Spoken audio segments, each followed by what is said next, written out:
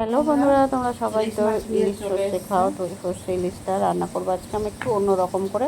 তো চলো চটপট দেখে নাও কিভাবে রান্না করছি। অনেক টেস্টি আর স্বাদ হবে। তো চলো অন্যরকমভাবে কিভাবে করছি রান্নাটা তো দেখে নাও। আজকে পনির রান্না আর সর্ষে ইলিশটা দেখো কীভাবে করবো। সর্ষে ইলিশটা দেখো, সর্ষেটা পেস্ট করেছি কি জানো, এতে দিয়েছি তোমার গোটা ধনে দিয়েছি, গোটা জিরে দিয়েছি, গোটা ধনে হাফ চা চামচ, গোটা জিরে 1 চা চামচ, আর দিয়েছি নুন তো দিয়ে দিয়েছি, আর এতে দিয়েছি কালো সর্ষে দিয়েছি 2 চা চামচ, সাদা সর্ষেটা যেটা হয় না ওটা 1 চা চামচ দিয়েছি, দিয়ে গোটা শুকনো লঙ্কা দিয়েছি 6-7টার মতন, দিয়ে একসাথে পেস্ট করে নিয়েছি। নুন দিয়ে দিলাম স্বাদ মতন, হলুদ দিয়ে দিলাম পরিমাণ মতন। এতে আর লঙ্কার গুঁড়ো দেবো না, দুটো কাঁচা লঙ্কা ফাটিয়ে দিয়ে দেবো। এটাকে ভালো করে মাখিয়ে নিয়ে তারপর রান্নাটা করব। তো চলো রান্নাটা করার সময় আসছি আবার। বন্ধুরা, কড়াই তেল গরম করে নিয়েছি, একটু কালো জিরে ফোড়নে দিলাম,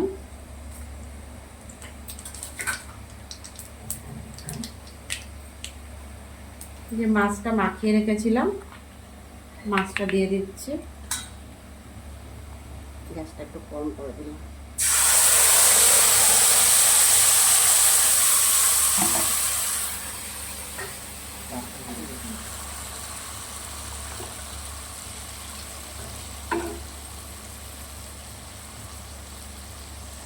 এটা খুব বেশি কিন্তু সময় লাগবে না রান্নাটা করতে।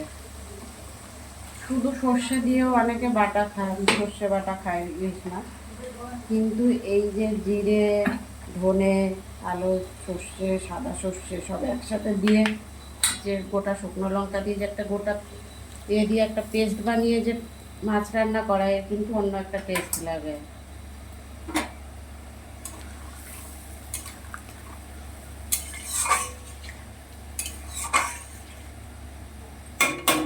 আরও একটু জল দিতে হবে।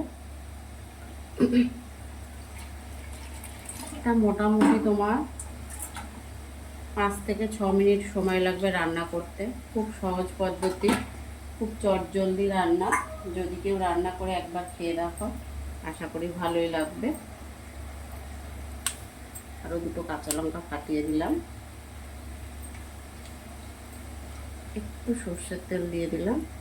নামানোর আগেও একটু সর্ষের তেল দেবো, কাঁচা সর্ষের তেল। এবার এটা ঢেকে দেবো বেশ কিছু সময়, 5 থেকে 6 মিনিট রান্না করে নামিয়ে নেব। এখনই কিন্তু খুব সুন্দর একটা গন্ধ বেরোচ্ছে। তো চলো 5 মিনিট পর আবার ফিরে আসছে। বন্ধুরা, ইলিশ মাছটা কিন্তু রান্না হয়ে গেছে, সর্ষে ইলিশ কিন্তু হয়ে গেছে। আর আমি কিন্তু সর্ষে ইলিশ কিন্তু প্রায় সময় এইভাবেই খাই। আর যদি কলার পাতায় যদি ভেজে খাই কোনো সময় ইলিশ মাছ, তাহলে সেটা হচ্ছে হালকা সর্ষে দিয়ে লঙ্কার গুঁড়ো হলুদের গুঁড়ো এইসব দিয়ে ভাজা খাই কলার পাতা। একদিন কলার পাতা কীভাবে ভেজে খাই সেটাও তোমাদেরকে দেখাবো। এটাও কিন্তু দারুণ টেস্ট লাগে। তো যাই হোক, সর্ষে ইলিশ রান্নাটা তোমাদের কেমন লাগলো কমেন্ট বক্সে জানিয়ে যেও। কে কোথা থেকে আমার ভিডিও দেখছো অবশ্যই কিন্তু কমেন্ট বক্সে জানিয়ে যেও, বলতে ভুলো না, ঠিক আছে? আর যারা আমার ইউটিউব চ্যানেলে দেখছো একটা সাবস্ক্রাইব করে পাশে থেকো, আর যারা ফেসবুকে দেখছো একটা ফলো করে থেকো। আর যারা যদি ভিডিওটা ভালো লেগেই থাকে তাহলে অবশ্যই লাইক কমেন্ট শেয়ার করে দিও। পাশে থেকো, এইভাবে সাথে থেকো।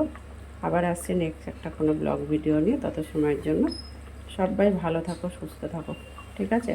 টাটা, আবার পরে দেখা হবে।